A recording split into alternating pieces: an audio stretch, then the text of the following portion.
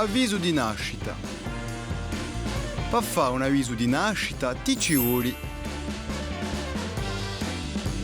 i mini di colori, a carta di parecchi colori, una trafuratrice, 2 iummedi di lana di 2 colori, l'incoda,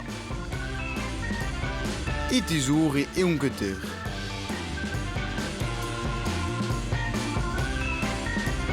Con una riga, fa strisce di larghezze tutti gli stessi in un foglio, poi tagliali con i tesori.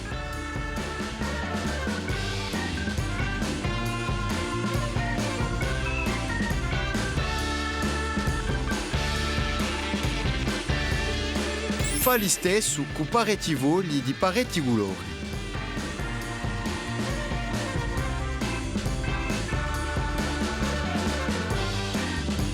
Piega ogni striscia in mezzo.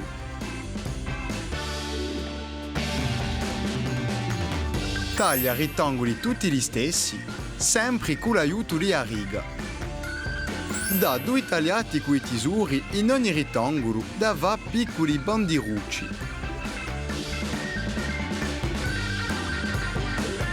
Decora i bandirucci con i mini di colori. Si può fare piccioli, fiori, righi, ciò che viene.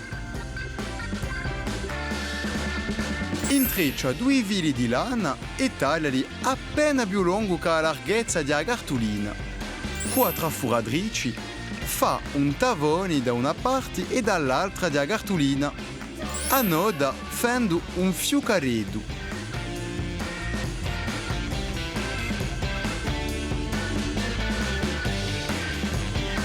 Con l'incoda appiccica i bandirucci lungo la lana.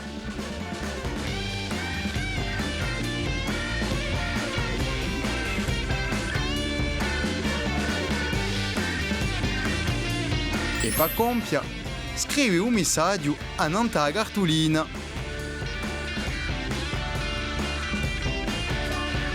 Ora tocca a te!